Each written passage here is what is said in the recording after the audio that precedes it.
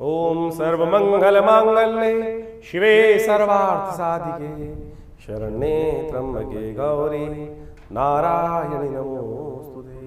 नीलांजनं समाभासं रविपुत्रं यमाग्रजं छायादंड संभूतं तं नमामि शनिश्चरं तं नमामि शनिश्चरम। नमस्कार, स्वागत है आपका आचार्य वाणी में। मैं आचार्य डॉक्टर विक्रमादित्य आपके साथ हूं और आज का विषय हमारा है तुला राशि।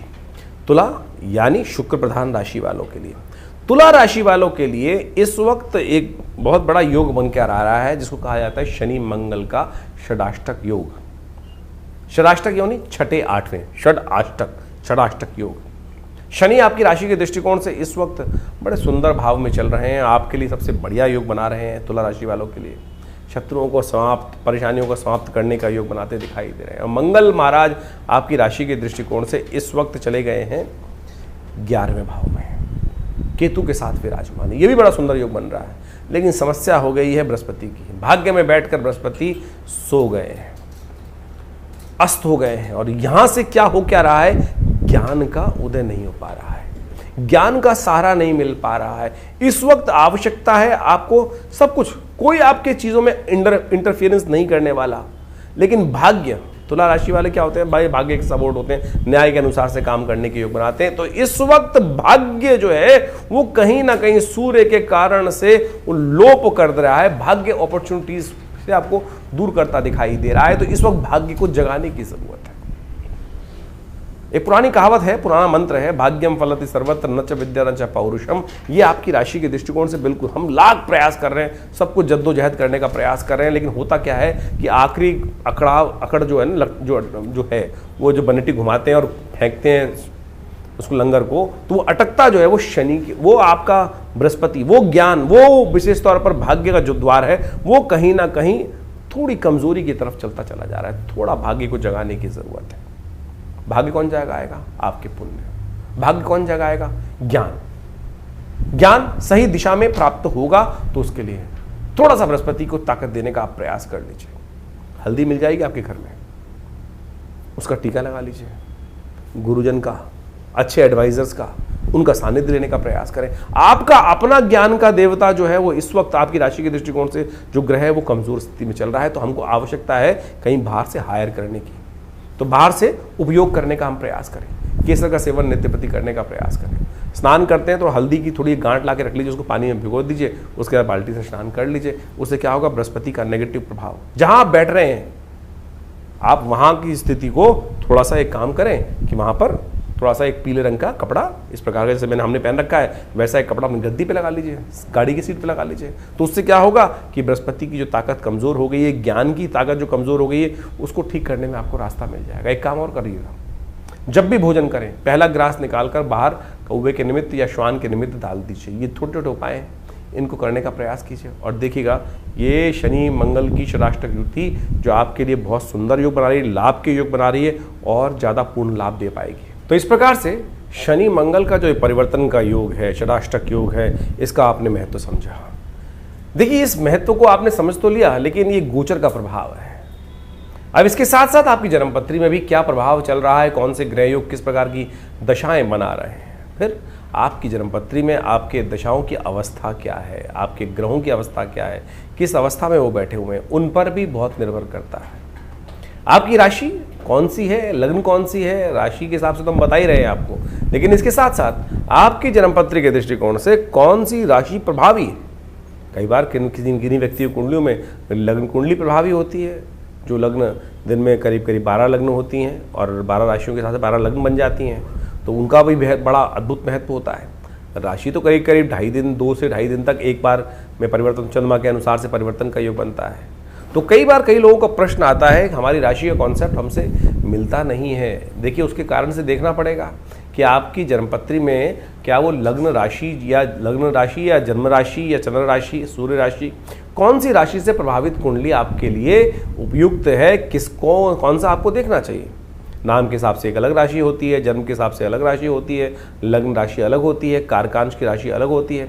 इन सबका अद्भुत महत्व ज्योतिष के दृष्टिकोण से देखा जाता है और इन सब की सूक्ष्म विवेचनाओं की आवश्यकता होती है। इसके साथ साथ गोचर के ग्रहों के साथ साथ आपकी जो दशाएं अंतर्दशाएं जो चल रही हैं उनको भी अच्छे रूप से समझना चाहिए।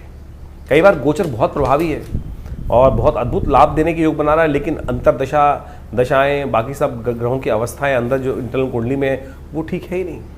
आप किसी की कुंडली में अद्भुत धन लाभ का योग बन रहा है राशि के दृष्टिकोण से, लेकिन मूल जन्मपत्री में यदि दरिद्र योग बना हुआ है, किमुद्रम योग बना हुआ है, तो उसमें गोचर का प्रभाव कर क्या लेगा।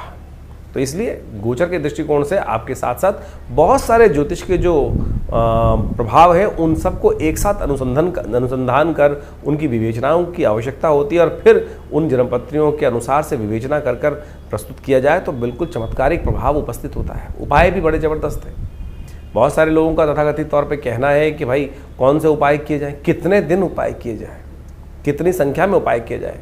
देखिए, जीवन जो है वो कर्म का खेल है, सुख दुख जो है वो कर्म के खेल माने जाते हैं।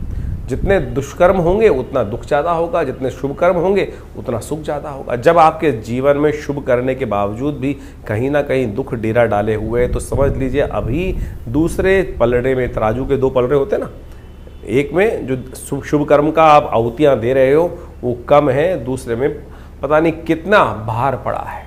ज्योतिष की जन्मपत्री के माध्यम से हम उस प्रभाव को जान सकते हैं कि कितना आवश्यकता है।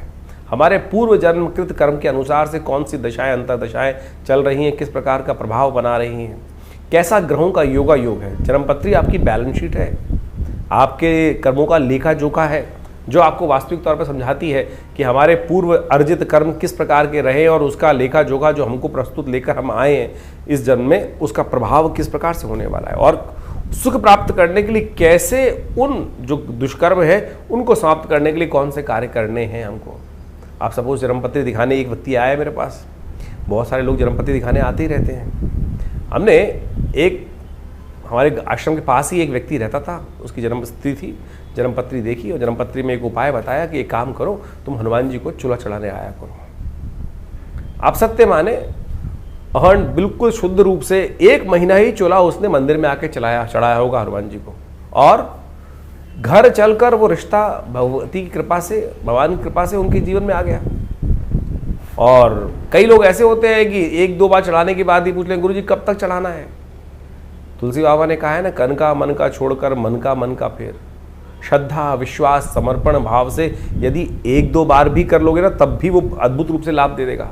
समर्पण भाव परमात्मा की, जब तक तू न कृपा करे तब तक मैं तेरे द्वार पर बैठा हूं, ये भाव कर कर हम यदि उपाय करें तब तो वो लाभ देगा।